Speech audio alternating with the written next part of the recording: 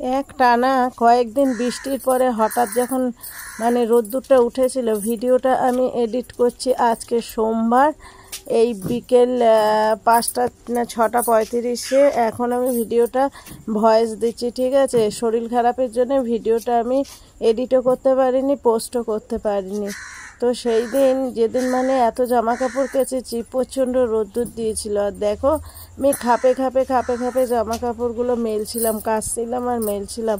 তার মধ্যে না 2 দিন আগে আমার পায়ে একটা কাটা ফুটেছে। সেই পাটা আমি একদম কাটাটা বের করতে পারিনি বলে আমি একদম হাঁটা চলা করতে পারছি না। পায়ে আমার এত বেশি ব্যথা হচ্ছে।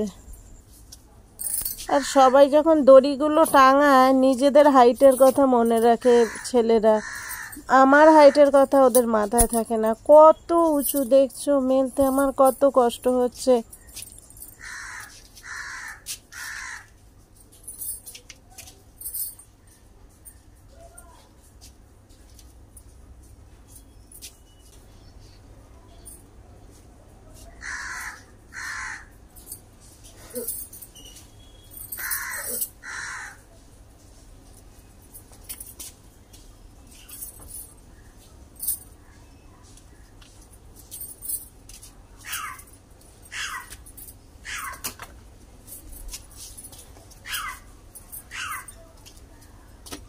পায়ে এমন কাটা ফুটেছে যে আমি পাটা ফেললে ঠিক করে হাঁটতেই পারছি না।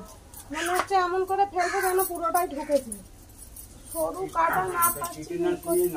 হ্যাঁ, টিটেনাস নিলে কি হবে? কাটাটা বের করতে হবে তো।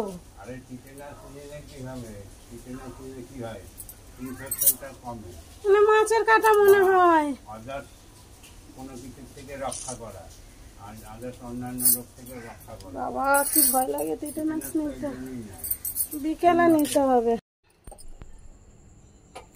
দেখো আর একটা জিনিস খেয়াল করো, কি পড়েছিলাম আমরা, পেঁজা তুলোর মতো। দেখো পেঁজা তুলোর মতো মেঘগুলো কিভাবে ভেসে বেড়াচ্ছে, মানে জাস্ট মানে বলার মতো না, এত সুন্দর দৃশ্য। দেখো মানে পুরো মনে হচ্ছে সত্যি সত্যি পেঁজা তুলো ভেসে বেড়াচ্ছে আকাশে।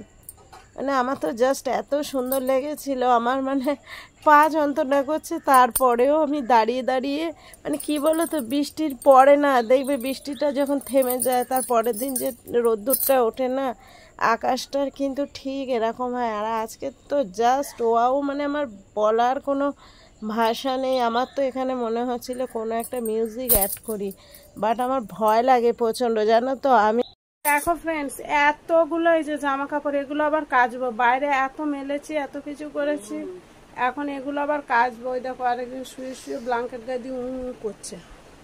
তো চলো আগে চা খেয়ে নেই। ওকে চা আজ থেকে দেবো না, ও কালকে বলেছে চা খাবো না, ও এখন ভাত খাবে। চলো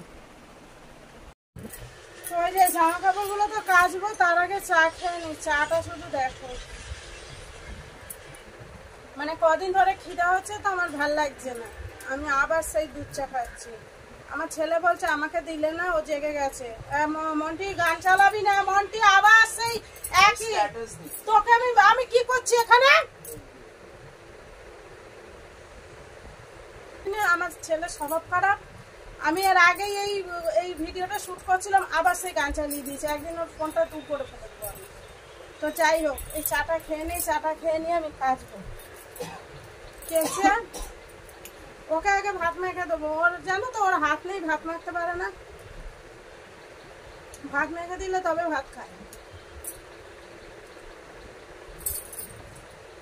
তো এখন থেকে সকালে করে একাই চা খাবো। ও আমাকে বলেছে যে চা দাও কেন সকালে আমাকে, বেশ ভালো।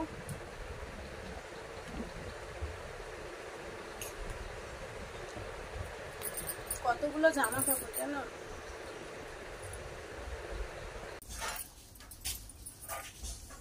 আর একটা জিনিস খেয়াল করে দেখবে, কাছাকাছিটা কিন্তু একটা নেশার জিনিস।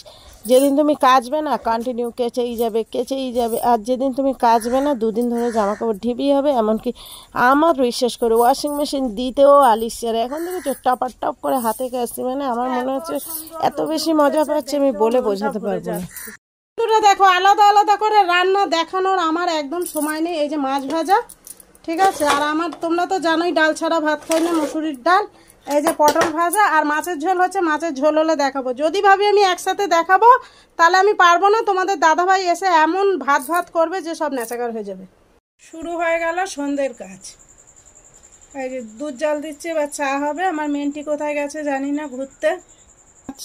আমার ছেলে সন্ধ্যের টিফিন মুড়ি চানাচুর আর এই যে ডিম ভাজা, আর দাদা খেয়ে গেছে শুধু চানাচুর দিয়ে। তো বন্ধুরা, কে কে সন্ধ্যেবেলা চা খাবে চলে আসো। এই যে গাঢ় গাঢ় করে দুধ চা করছি, যে যে খাবে চলে এসো। ব্যাস আমাদের দুজনের চা রেডি। ও ছোট চা, আমি বড়, আমার বড় চা। চলো আবার একটু পরে দেখা হচ্ছে, ঠিক আছে?